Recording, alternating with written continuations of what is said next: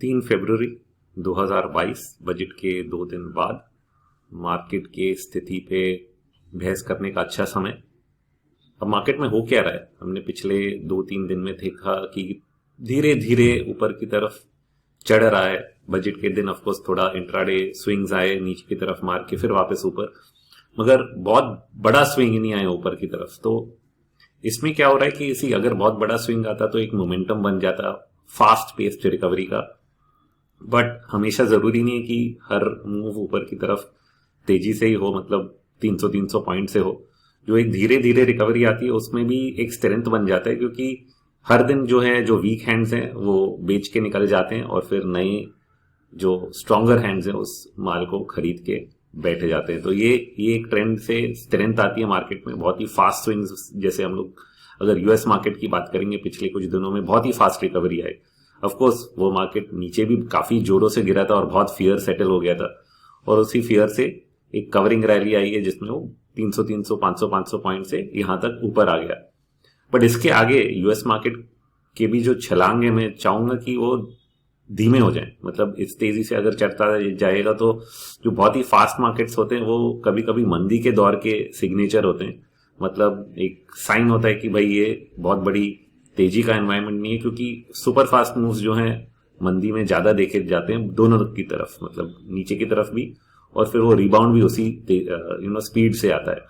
तो ये नहीं चाहता हूं कि उस तरह हो, क्योंकि पहले जनवरी जो 1 जनवरी का जो पहला वीक है उसमें भी यूएस मार्केट्स ने ऊपर की तरफ बहुत ही अनयूजुअली फास्ट पेस पे छलांग मारा था हॉलिडे सीजन के बाद। और वो जब हुआ तभी मुझे ऐसे ही डाउट ये इस तरह होता नहीं है, धीरे धीरे आना चाहिए था।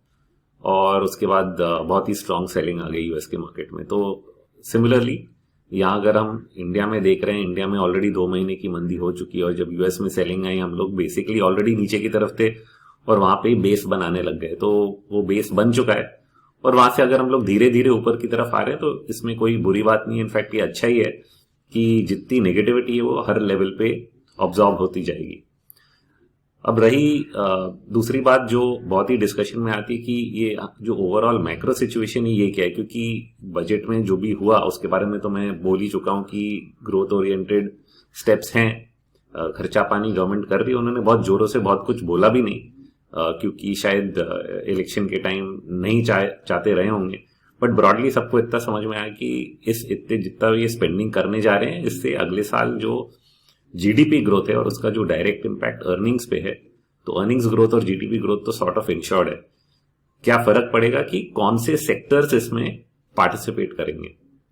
बट रही जो एक कंसर्न है जो यूएस मार्केट में भी थी और अभी अपने मार्केट में मुझे पहले नहीं लग रही थी, बट थोड़ी बहुत टेबल पे आ गई है, ये है इंटरेस्ट रेट्स की।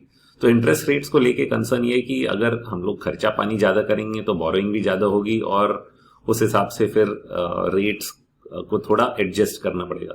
तो बॉन्ड मार्केट में ये चीज पहले ही सूंघ ली है, और ऐसा ही होता है हमेशा। अगर आप देखोगे यूएस फेड ने आज तक रेट्स नहीं बढ़ाए, बट पिछले 1 साल में हर महीने बॉन्ड यील्ड्स जो है वो बढ़ ही रहे थे। तो इसके दो कारण होते हैं। एक तो है कि जब यूएस इक्विटी मार्केट बढ़ता है, पैसा जो है बॉन्ड मार्केट से निकल के इक्विटी मार्केट में आ जाता है, और जब आप बॉन्ड यील्ड्स को बहुत ही नीचे रखते हैं, इसको हम लोग बोलते हैं नेगेटिव रियल इंटरेस्ट रेट्स। जब इन्फ्लेशन का दर ऊपर की तरफ बढ़ रहा है, ओके, और आप अगर इंटरेस्ट रेट्स को इन्फ्लेशन के दर के आसपास या उसके ऊपर नहीं रखते हो, तो रियल इंटरेस्ट रेट्स मतलब इन्फ्लेशन के दर और इंटरेस्ट रेट्स का दर जो उसमें दोनों में डिफरेंस है वो नेगेटिव हो जाता है, क्योंकि इंटरेस्ट रेट आप कम दे रहे हो और इन्फ्लेशन ज्यादा है। तो ये जब दर नेगेटिव हो जाता है तो हम लोग इसको कहते हैं real interest rates are negative. तो इसका ये मतलब है कि हम पैसे की जो वैल्यू है उसको घटा रहे हैं। अगर यूएस अगर पैसे की वैल्यू घटा रहा है तो डॉलर उस एनवायरनमेंट में टिपिकली गिरना ही चाहिए। ये अलग बात है कि पिछले 1 साल में हमने उसके ऊपर की तरफ कोशिश करते हुए देखा, और ये इसलिए हुआ क्योंकि लोग एंटिसिपेट कर रहे हैं कि भाई शायद इस मामले में गवर्नमेंट या जो सेंट्रल बैंक है वो ऐसे मेजर्स लेंगे कि वो इन्फ्लेशन को वापस कंट्रोल में लाएं। बट इसमें हमें ये समझना पड़ेगा कि इन्फ्लेशन सच में ये लोग कंट्रोल में लाना चाहते हैं और किस हद तक लाना चाहते हैं। क्योंकि 4 साल पहले आप अगर जाएंगे और देखेंगे कि फेडरल रिजर्व की पॉलिसी किस डायरेक्शन में बनाई गई है, वो उन्होंने एक टारगेट रखा था। जब इन्फ्लेशन करीब 1% के आसपास चल रहा था, उन्होंने एक टारगेट रखा था कि 2 to 4% इन्फ्लेशन उनको चाहिए। और कई लोग कह रहे थे अगर इन्फ्लेशन आ भी गया और 4% के ऊपर गया, ये लोग करेंगे क्या, या बहुत ही जल्दी मेजर्स लेंगे कि नहीं। अभी हम लोग सच में देख रहे हैं कि सेंट्रल बैंक इतने फास्ट मूव नहीं कर रहे हैं, और उन्होंने करीब 1 साल लगा दिया, इन्फ्लेशन का दर बढ़ता गया। उन्होंने बोला ये ट्रांजिटरी है, ये जाएगा नहीं। और अब धीरे धीरे उनको लगने लगा है कि शायद कुछ ट्रांजिटरी है और कुछ नहीं। ट्रांजिटरी का ये मतलब है कि इन्फ्लेशन का दर जो है वो इस लेवल पे रहेगा नहीं, क्योंकि ये काफी कुछ पैंडेमिक से रिलेटेड है। और एक बार पैंडेमिक का जो हालचाल है जब संभल जाएगा और जब इकोनॉमीज खुल जाएंगी, तो जितने बॉटलनेक्स है सप्लाई साइड के, जो मैन्युफैक्चरिंग एक बार लाइन पे आ जाएगी, तो शायद ये इन्फ्लेशन का दर अपने आप संभल जाए। बट दूसरा है मॉनेटरी फिनोमेना। आप अगर पैसे एक्सपैंड करते जा रहे हो, छापते जा रहे हो, क्योंकि आपको इकोनॉमी भी सपोर्ट करनी थी, गवर्नमेंट ने स्पेंडिंग प्लान्स एक्सपेंड कर दिए, तो उसके कुछ इम्पैक्ट आता है डिमांड के साइड पे। और इस टाइम पर जब पूरा मैन्युफैक्चरिंग इन लाइन नहीं आ चुका था, तो जब डिमांड आपने थोड़ा बढ़ा दिया, तो वो डिमांड सप्लाई को आउटपेस कर गया, और उस हिसाब से इन्फ्लेशन का रेट थोड़ा ऊपर की तरफ आ गया है।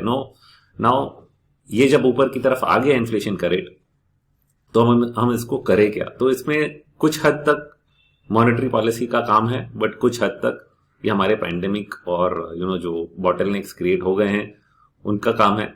और ये बॉटलनेक्स हट जाने का एक टाइमलाइन जो लोग सोच रहे थे कि शायद 2022 तक होगा, अभी खुद सेंट्रल बैंक्स और कई रिपोर्ट्स जो ऐसे बनाई गई हैं कह रही कि 2023 के एंड तक ये बॉटलनेक्स चलते रहेंगे, क्योंकि धीरे धीरे लाइन पे आएगा ये सब। तो इसको लगने वाला है समय। पर ये अगर हम जानते हैं कि इसको समय लगने वाला है, इन्फ्लेशन का दर बहुत ही आसानी से नीचे नहीं आने वाला है, तो फिर इंटरेस्ट रेट्स बहुत ही जबरदस्त तरीके से बढ़ाने से कुछ होने तो वाला नहीं है। सिर्फ इकोनॉमिक ग्रोथ को आप जोरों से रोक दोगे और शायद वो रिसेशनरी ही हो जाए।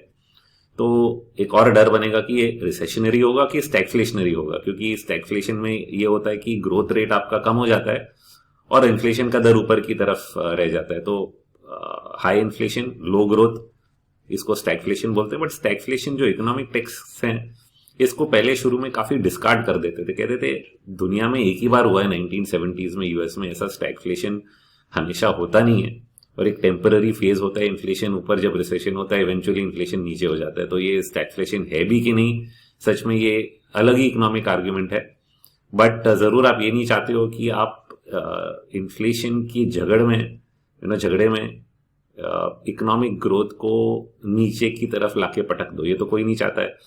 चाहेंगे तो जरूर करेंगे, बट नहीं चाहेंगे तो नहीं करेंगे, ये बात समझना बहुत ही जरूरी है। तो कोई भी ये चाहता नहीं है, इसलिए मेरा कहना है कि इंटरेस्ट रेट्स बढ़ेंगे जरूर, बट शायद धीरे धीरे बढ़ेंगे, इतने जोर से भी नहीं कि पूरी इकोनॉमी हॉल्ट हो जाए। तो इसलिए कई ऐसे रूमर्स थे यूएस से रिलेटेड कि 4 नहीं 5 हो जाएंगे रेट हाइक्स, फिर कोई बोलने लगा 6 हो जाएंगे, 7 हो जाएंगे। तो ऐसा तो कुछ होने नहीं वाला है।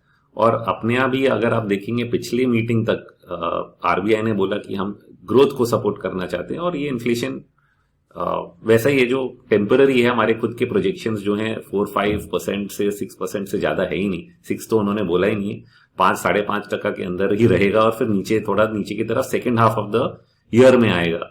तो इस मामले में इंटरेस्ट रेट्स को बहुत ज्यादा बढ़ाना क्या जरूरी है, ये सवाल उठता है।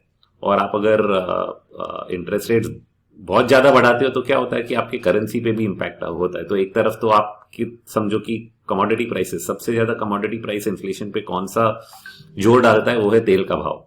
तो तेल का भाव अगर बढ़ रहा है और आपने करेंसी को भी वीक कर दिया, तो और तेल का भाव, जो इम्पोर्टेड कॉस्ट ऑफ गुड्स होते हैं, वो भी बढ़ जाते हैं। तो आप चाहते नहीं हो कि आपकी करेंसी वीक हो जाए, आप चाहते हो कि आपकी करेंसी स्ट्रांग हो ना। ऑफकोर्स आप काउंटर आर्ग्यूमेंट कर सकते हो कि इंटरेस्ट रेट बढ़ाने से भी करेंसी स्ट्रांग होता है, बट ऐसा हमेशा जरूरी नहीं है।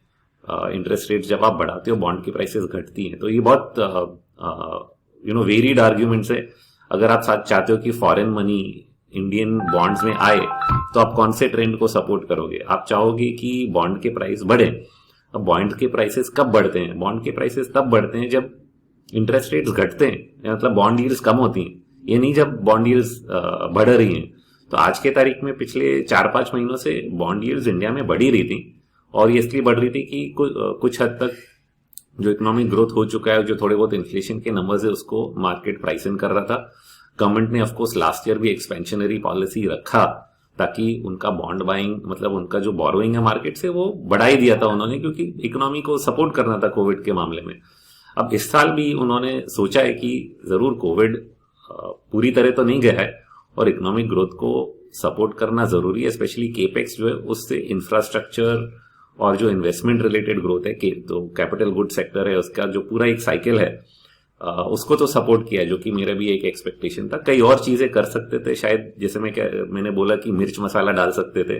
मिर्च मसाला होता कि पॉपुलिस्ट मेजर्स, लोगों के हाथ में पैसा दे दो, स्पेंड कर लो, बट ये सब इन्होंने किया नहीं। कुछ लोग इसके बारे में बहुत नेगेटिव हो रहे हैं कि अरे हमारे लिए कुछ किया नहीं, but fact of the matter है कि अगर जितना आप गवर्नमेंट को दोगे उनको उतना ही वापस, मतलब गवर्नमेंट जितना आपको देगा उतना ही उनको वापस भी लेना पड़ता है, क्योंकि finally it is an expense, खर्चा है।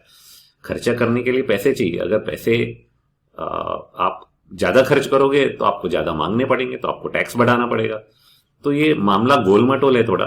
और ऐसे कई स्टडीज है जिनमें देखा गया है कि टैक्स रेट जब आप घटाते हो तो टैक्स रेवेन्यूज एक्चुअली बढ़ती हैं। तो उन्होंने जब कॉर्पोरेट टैक्स रेट घटाया और कई दूसरे टैक्सेस पिछले 3-4 साल से घटा रहे हैं, टैक्स रेवेन्यूज उनके बहुत ही अच्छे से बढ़ गए। तो ये पैसा कहाँ खर्च किया जाए? अगर आप ये पैसा फिर से ऐसे ही बांट दोगे तो इकोनॉमिक ग्रोथ नहीं आएगी। आपको कुछ स्टिम्युलेंट्स, मतलब जैसे मैंने बोला मिर्च मसाला डालेंगे, शॉर्ट टर्म स्टिम्युलेंट्स मिल जाएंगे। मार्केट 4 दिन के लिए शायद बढ़ जाता, बट अगर आपको सस्टेन्ड ग्रोथ चाहिए जो कि 1 साल चलती रहे, तो जिस तरह की स्पेंडिंग इन्होंने करी है वो ज्यादा जरूरी थी कि इंफ्रास्ट्रक्चर पे करे, कैपिटल गुड्स पे करे, और उसका इनडायरेक्ट इफेक्ट जब ग्रोथ पे आएगा और फिर उसका इनडायरेक्ट इफेक्ट एम्प्लॉयमेंट पे आएगा, तब जाके एक सस्टेन्ड एनवायरमेंट बनेगा जिसमें कि एम्प्लॉयमेंट और ग्रोथ पूरी तरह से रिजॉल्व हो। तो इसमें कोई गलत बात नहीं है, सिर्फ ये है कि मार्केट जो है, जो एक दिन में 500 पॉइंट बढ़ सकता था, वो धीरे धीरे अपने आप अपनी जो एक डायरेक्शन सेट कर दिया हमने, उस तरफ चल रहा है। तो इंटरेस्ट रेट्स बहुत बढ़ेंगे। अगले हफ्ते ही आरबीआई की शायद मीटिंग है, उस मीटिंग में वो रेट्स के बारे में काफी बहस करेंगे और जो गवर्नमेंट बोरिंग प्रोग्राम है उसके हिसाब से सोचेंगे कि उनको रेट्स बढ़ाना है कि नहीं। कई लोगों ने प्राइसिंग करना शुरू कर दिया कि शायद 3 या 4 बार उनको पूरे साल में रेट बढ़ाना पड़े, बट ये भी मैं सोच रहा हूँ धीरे धीरे करेंगे। अगर करा भी 25 बेसिस पॉइंट्स, क्योंकि बॉन्ड यील्ड्स बजट के बाद और स्पाइक अप हुए हैं, तो थोड़ा आपको बॉन्ड यील्ड्स के साथ एडजस्ट तो करना पड़ता है। बट ये भी जरूरी नहीं है कि इमीडिएटली करें। ये भी बोल सकते हैं कि भाई पिछले बार भी हमने इकोनॉमिक ग्रोथ को सपोर्ट करने के लिए रेट्स नहीं बढ़ाई, इस बार भी हम नहीं बढ़ाएंगे, बट अगले बार शायद इसके बारे में सोचें। और ऐसा अगर करेंगे तो मार्केट उसको और पॉजिटिवली लेगा, क्योंकि बोरोइंग कॉस्ट जो है वो करंट लेवल्स पे सस्टेन्ड रहेंगे। तो इसमें क्या होता है कि जितने आपके लोन रेट्स हैं जो काफी कम हो गए थे, जैसे हाउसिंग और कार लोन रेट्स हैं, वो इतने कम हो गए जो हमने सालों में नहीं देखे, वो इस लेवल पे सस्टेन हो जाएंगे। तो अगर इतने लो रेट्स पे डिमांड आपने देखा है, अगर आपने रियल एस्टेट कंपनियों की रिजल्ट्स देखे तो काफी डिमांड पिकअप हुआ है, और पिछले क्वार्टर के रिजल्ट्स इसीलिए काफी अच्छे आए कि लोग लो रेट्स पे बोरो करके घर खरीदने लग गए हैं। तो इंटरेस्ट रेट्स को नीचे रखना भी एक इकोनॉमिक एनवायरनमेंट के लिए अच्छा रहता है, सिर्फ आप ये नहीं चाहते हो कि वो इन्फ्लेशनरी हो जाए। तो एक बहुत ही थिन लाइन है। और गवर्नमेंट बोरोइंग जो है, आपको याद रखना पड़ेगा कि ये सिर्फ बोरोइंग रेट से नहीं सपोर्ट होता है, इसमें आरबीआई या जो भी सेंट्रल बैंक है वो भी एक काफी रोल प्ले करता है। तो यूएस में जब क्वांटिटेटिव ईजिंग हो रहा था, तो वो बॉन्ड बाय कर रहे हैं। तो कौन से बॉन्ड बाय कर रहे हैं? गवर्नमेंट के बॉन्ड्स बाय कर रहे हैं, और ऑफ कोर्स कुछ प्राइवेट, उधर तो प्राइवेट बॉन्ड्स भी बाय करते हैं, मॉर्गेज बैक सिक्योरिटीज, बट जो गवर्नमेंट के बॉन्ड्स वो लोग बोरो कर रहे हैं, तो वो इसीलिए कि गवर्नमेंट की बोरिंग प्रोग्राम जो है काफी एक्सपेंड हो चुकी है। तो आई फाइंड इट सरप्राइजिंग कि आप टेपरिंग कर रहे हो, आप बॉन्ड बाइंग कम कर रहे हो, बट इवेंचुअली आपको बॉन्ड्स को सपोर्ट भी करना है, ओके? क्योंकि गवर्नमेंट बोरिंग अगर एक्सपैंड होती जा रही है तो उतने ज्यादा बॉन्ड्स अगले साल मार्केट में आएंगे, और इंटरेस्ट रेट का जो दर है वो अपने आप ऊपर की तरफ मतलब चलने लगेगा। तो अगर इंटरेस्ट रेट का दर बढ़ने वाला है तो एक पॉइंट तक, जहां तक इन्फ्लेशन है वहां तक आप बढ़ने दे सकते हो, और जो साइज ऑफ डेट है उसको भी आपको सर्विस करना है, मतलब आपको इंटरेस्ट पे करना है। तो जितना आपका रेवेन्यू है उतना आप अलाउ करोगे कि चलो रेट्स इतना बढ़ जाए, बट उससे ज्यादा आप बढ़ने नहीं दोगे। तो ये एक धीरे धीरे एक 1 स्टेप एट अ टाइम वाला प्रोसेस है। इंडिया में भी ऐसे ही होने वाला है। इंडिया का in fact long term interest rate trend तो नीचे की तरफ है। मैं नीचे सोचता हूँ कि इंटरेस्ट रेट शायद बहुत ज्यादा ऊपर की तरफ जाएंगे बॉन्ड यील्ड्स का अगर मैं चार्ट देखूं 61.8% ये मैंने पिछले हफ्ते पोस्ट भी किया था। रिट्रेसमेंट जो है 7.28% तक आता है। ओके, और जो एक प्रीवियस स्विंग है था वो 6.80 तक था। तो मैंने कुछ महीने पहले लिखा था कि 6.8 तक रेट्स बढ़ सकते हैं। तब लोगों ने बोला था अरे इतना बढ़ जाएगा तो क्या होगा, ऑलरेडी बढ़ चुके हैं, 6.8 तक तो आ गए अभी। अब अगला मूव जो है 6.8 से 7.28 का एक पेंडिंग है जो कि हो सकता है, और बट वहां से ऊपर नहीं है। वहां से वापस इंटरेस्ट रेट्स इंडिया में नीचे की तरफ आएंगे, और ये शायद तब आएंगे जब जो इन्फ्लेशन सिनेरियो है थोड़ा कूल ऑफ हो जाएगा। तो इन्फ्लेशन का सिनेरियो किस तरह कूल ऑफ होने वाला है, ये ऐसे नहीं होगा कि हर चीज की प्राइसेस नीचे हो जाएंगी। अगर वो होता तो शायद शेयर बाजार भी उसको नेगेटिवली लेता और गिर जाता। ये ऐसा होगा कि जो भी भाव बढ़े हैं, चाहे वो मेटल प्राइसेस हैं या कमोडिटी प्राइसेस है, एग्रो कमोडिटी प्राइसेस है, सब एक जगह पे आके थोड़ा रुक जाएंगे। कई तो रुक भी गए हैं। अगर आप शुगर के प्राइसेस देखो 3-4 महीने से ऊपर की तरफ न्यू हाइज बनाए नहीं है उन्होंने। कुछ प्राइसेस हैं जो बने हैं, कुछ नहीं बने। ऑयल, जिसे सोया ऑयल प्राइसेस है इंटरनेशनल, देखेंगे काफी स्टीप करेक्शन आया था और फिर वहां से धीरे धीरे ऊपर जा रहे हैं, बट अभी तक न्यू ऑल टाइम हाई नहीं बना है। तो अगर प्राइसेस एक ही लेवल पे रहते हैं काफी टाइम तक, तो आपका अपने आप जो बेस इफेक्ट के हिसाब से कैलकुलेशन होता है। हम लोग year on year so inflation कैसे कैलकुलेट करते हैं, पिछले साल के ऊपर आज का साल कहां पे है। तो अगर भाव सेम ही रहेगा तो आपका इन्फ्लेशन रेट कम हो जाएगा, और फिर वहां से अगर भाव फिर से बढ़ते तो आप एक नॉर्मलाइज जो आपको चाहिए 3-4% इन्फ्लेशन, वहां तक वापस आ जरूर सकता है। तो आई थिंक यही मामला रहने वाला है कि कोई भी ये नहीं चाहता है कि ग्रोथ रुक जाए, कोई ये नहीं चाहता है कि इन्फ्लेशन का दर जो है वो बहुत ही कम हो जाए। ये चाहते हैं कि एक नॉर्मलाइज्ड रेंज के अंदर रहे, और इंटरेस्ट रेट्स को चाहेंगे कि इन्फ्लेशन के रेट से कम रहे, मतलब नेगेटिव रेट्स। और नेगेटिव रेट्स इसलिए रखना चाहते हैं क्योंकि जो गवर्नमेंट के डेट लेवल्स हैं वो बहुत ही ज्यादा हैं, और उनको कम करने का और कोई तरीका नहीं है। बट इसमें जो अच्छी खबर यह है कि प्राइवेट सेक्टर, स्पेशली इंडिया में, यूएस में भी प्राइवेट सेक्टर ने काफी कैश बिल्डअप किया जितने ये इकोनॉमिक एनवायरनमेंट जहां पे भी इंप्रूव हुआ है। तो उन्होंने क्या किया कि काफी कैश लेवल्स अपने बढ़ा लिए, और इंडिया में जितने इंडेटेड सेक्टर्स थे, जैसे स्पेसिफिकली मेटल्स के तो हम जानते हैं, बट कई दूसरे कंपनियों को आप देखेंगे उन्होंने अपना डेट जो है रीपे कर दिया है। तो डेट लेवल्स नीचे लाते गए, इंक्लूडिंग रियल एस्टेट कंपनियों ने ऐसा किया, डीएलएफ ने किया, कई ऐसी कंपनी है जिन्होंने अपने अपने डेट्स को रीपे कर दिया है। कुछ तो मेटल स्टॉक्स ऐसे हैं जो अगले साल तक अगर अपना डेट रीपे करते जाएंगे तो उनका शायद डेट लेवल 0 ही हो जाएगा, तो मतलब डेट फ्री हो जाएंगे। ऐसा हमने कभी जिंदगी में नहीं सोचा कि कमोडिटी बेस्ड मेटल कंपनियां डेट फ्री हो जाएंगी, क्योंकि उनका जब केपेक्स साइकिल शुरू होता है तो उनको बोरो करके नई कैपेसिटीज लगानी पड़ती हैं। अब केपेक्स साइकिल किक ऑफ नहीं हुआ है, बट अगर इस बजट में जिस तरह एक धक्का दिया गया है और नया एक केपेक्स साइकिल आता है, तो ये भी हो सकता है कि ये सब कंपनियां फिर से एक बोरोइंग प्रोग्राम में जाएं और नई कैपेसिटी सेटअप करें। बट ये सब करने के लिए उनको डिमांड दिखना चाहिए, और वही एनवायरनमेंट शायद गवर्नमेंट ने बनाने की कोशिश करी है कि एक डिमांड का एनवायरनमेंट बन जाए जिसमें केपेक्स साइकिल फिर से पिकअप हो, लोग वापस इन्वेस्ट करें नई कैपेसिटीज में। और इसके लिए उन्होंने कुछ टैक्स रिलीफ भी दिए मैन्युफैक्चरिंग सेक्टर को कि अगले साल तक आप अगर कैपेसिटीज लगाने की कोशिश करते हो तो उस पर कुछ टैक्स रिलीफ भी आएंगे। तो ऐसे कई मेजर्स हैं छोटे मोटे जो धक्का दे रहे हैं कि आप ग्रोथ की तरफ ध्यान दें और डिमांड बढ़े और बाकी की इकोनॉमी ऊपर की तरफ चलती रहे। तो ये सब हो चुका है। कॉर्पोरेट सेक्टर का इतना इंटरेस्ट रेट से रिस्क नहीं है क्योंकि उन्हें काफी अपने लोन्स जो है ऑलरेडी रीपे कर दिए। तो जो होगा वो नया बोरोइंग होगा अगर नया एक केपेक्स साइकिल किक ऑफ होता है, और वो भी बोरोइंग फिर लोअर इंटरेस्ट रेट्स पे होगा क्योंकि इंटरेस्ट रेट्स ऑलरेडी कम हो गए। और मैंने जैसे बोला 7.28% से ज्यादा मैं 10 ईयर बॉन्ड यील्ड को देख नहीं रहा हूं। अगर आप मुझसे 3-4 साल का व्यू लोगे तो मैं तो ये बोलूंगा उल्टा इंटरेस्ट रेट्स यहाँ से घट के 5% तक भी जा सकते। ओके, ये बहुत ही स्टनिंग व्यू है। कई लोग इसको मानने में शायद इस समय पे ना मानना चाहेंगे, और बट जो हमारे चार्ट्स हैं वो इसको सजेस्ट कर रहे हैं कि जो लंबा दौर का ट्रेंड है इंटरेस्ट रेट्स का वो नीचे की तरफ ही है। ये जितने रैलीज आ रहे हैं बॉन्ड यील्ड्स में, मतलब बॉन्ड प्राइसेस जो घट रहे हैं, ये काउंटर ट्रेंड है। मतलब ये ट्रेंड के हिसाब से नहीं है, ये एक रिट्रेसमेंट है बॉन्ड प्राइसेस में और बॉन्ड यील्ड्स में ऊपर की तरफ। तो बॉन्ड प्राइसेस जो है वो फिर से ऊपर की तरफ जाएंगे और बॉन्ड यील्ड्स नीचे की तरफ जाएंगे इवेंचुअली। अभी के अभी नहीं, शायद 3-4 महीने के बाद वो ट्रेंड फिर से रीअपीयर करेगा और उसके बाद इंडिया में बॉन्ड यील्ड्स काफी नीचे आएंगे, और वो जब होगा तब आप देखोगे कि ग्रोथ को फर्दर स्टिमुलस वहां से मिल रहा है। तो शॉर्ट टर्म में मेन चीज जो है वो जो एक मेजर रिस्क था, ओके, वो मेजर रिस्क किस लिए आ रहा था कि इंटरेस्ट रेट्स बढ़ने के साथ साथ डॉलर भी बढ़ रहा था।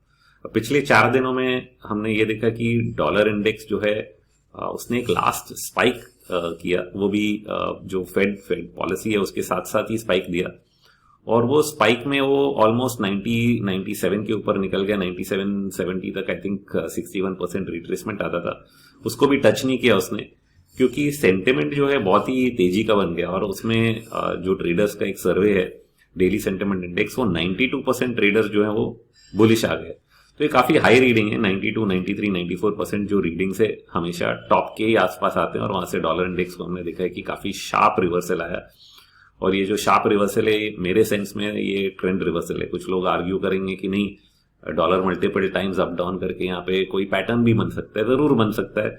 हम हमेशा एडवांस में नहीं बोल सकते कि पैटर्न नहीं बनेगा, बट अगर अपसाइड आपने कैप कर दिया कि यहाँ 97-70 पे कैप हो रहा है, यहाँ पे लोग एक्सेसिव बुलिश पोजिशनिंग में आ गए हैं। जो CFTC फ्यूचर्स है, फ्यूचर्स के मार्केट में भी सब लोग का लॉन्ग पोजीशन बन गया डॉलर में, तो ये धीरे धीरे घटेगा ही। और चाहे इमीडिएटली घटे या कुछ पैटर्न बना के घटे, पॉइंट ये है कि अगर एक घटने का ट्रेंड बन जाता है तो जितने दूसरे मार्केट्स उससे रिलेटेड हैं, जिनको उससे डर लग रहा था, वो सब मार्केट्स उस डर से हटके तेजी की तरफ आ जाएंगे। और ये जो जितने मार्केट्स हैं, इंक्लूडिंग कमोडिटीज हैं, इमर्जिंग मार्केट्स हैं, सब पे जिस पे प्रेशर था पिछले साल में, 2021 के साल में, वो प्रेशर 2022 में हट जाएगा। इनफैक्ट ऑलरेडी हट गए। कुछ मार्केट्स आप देखोगे, जैसे ब्राजील है, वो एक तरफी ऊपर की तरफ जा रहा है। वो इसलिए जा रहा है क्योंकि उन्होंने शायद पहले ही इंटरेस्ट रेट की दर बढ़ा के अपनी इकोनॉमी को कंट्रोल कर लिया, उसमें इन्फ्लेशन और जितने रिस्क थे उनको कंट्रोल कर लिया, और अब वो आसानी से रेट्स को घटा के अपने मार्केट को सपोर्ट कर रहा है। तो जो ब्राजीलियन रियाल है, उनका जो करेंसी है, वो वीक होने की जगह स्ट्रांग हो रहा है। तो इसी चीज की मैं पहले बात कर रहा था कि अगर आप अपनी करेंसी को स्ट्रांग कर लेते हो तो आपके कंट्री में पैसे का जो फ्लो है, जो कि फॉरेन इन्वेस्टर्स काफी नेगेटिव रहे, वो फ्लो बढ़ जाता है। और वो फ्लो जब बढ़ता है तो आपके बॉन्ड मार्केट में भी आता है, और आपकी बॉन्ड यील्ड्स बढ़ने की जगह घटने लगते हैं। तो इसी चीज को हमें इंडिया में भी देखना है कि इंडियन जो करेंसी है, USD INR है, ये बहुत ज्यादा वीक ना हो। इसमें RBI का भी काफी काम रहेगा। और बॉन्ड यील्ड्स जो हैं, जो लोग सोच रहे हैं कि बढ़ जाएंगे, मैंने जैसे बोला कि बॉन्ड यील्ड्स उल्टा एक पॉइंट के बाद घटने लगेंगे, क्योंकि जैसे फ्लोज आएंगे वो इंडियन बॉन्ड मार्केट को भी सपोर्ट करने लगेंगे, और फिर इंडियन बॉन्ड मार्केट को जैसे सपोर्ट मिलेगा, बॉन्ड यील्ड्स नीचे की तरफ जाने लगेंगे। तो वो अपने मार्केट को फर्दर स्टिमुलेट करने वाला है आगे के महीनों में। शायद जैसे मैंने बोला, इमीडिएट नहीं होगा ये शायद सेकेंड हाफ ऑफ 2022 में उस तरह का ट्रेंड देख सकते हैं। फर्स्ट हाफ में थोड़ा ऊपर की तरफ प्रेशर, शायद इंटरेस्ट रेट्स एक आध बार या 2 बार बढ़ाने की कोशिश हो, शायद ना भी हो, गेस करना बहुत ही मुश्किल है। बट बॉन्ड मार्केट तो कह रहा है कि थोड़ा तो बढ़ाएंगे, एक बार तो बढ़ाएंगे, आज नहीं तो शायद अगले पॉलिसी मीट में, जो कि अप्रैल में होगा, तब शायद एक बार 25 बेसिस पॉइंट से इंटरेस्ट रेट्स को बढ़ा दें। बट आगे जाके जैसे जैसे इन्फ्लेशन फ्लैटन आउट होने लगेगा second half of the year में, बॉन्ड यील्ड्स जो है वो भी कूल ऑफ होंगी, और शायद इंटरेस्ट रेट्स को इतना ज्यादा ना बढ़ाना पड़े। तो इसलिए ये एक टेम्पररी रिस्क है, एक परमानेंट रिस्क नहीं है मार्केट्स के लिए। और बेसिकली मार्केट्स जो हैं बहुत ही ओवरसोल्ड हो गए थे अक्टूबर दिसंबर के महीने, स्पेसिफिकली निफ्टी की बात कर रहा हूँ। और वहां से जो ये रैली शुरू हुई है, जैसे मैंने शुरू में बोला, ये एक सस्टेन रैली है, धीरे धीरे हो रहा है, तो अच्छी बात है।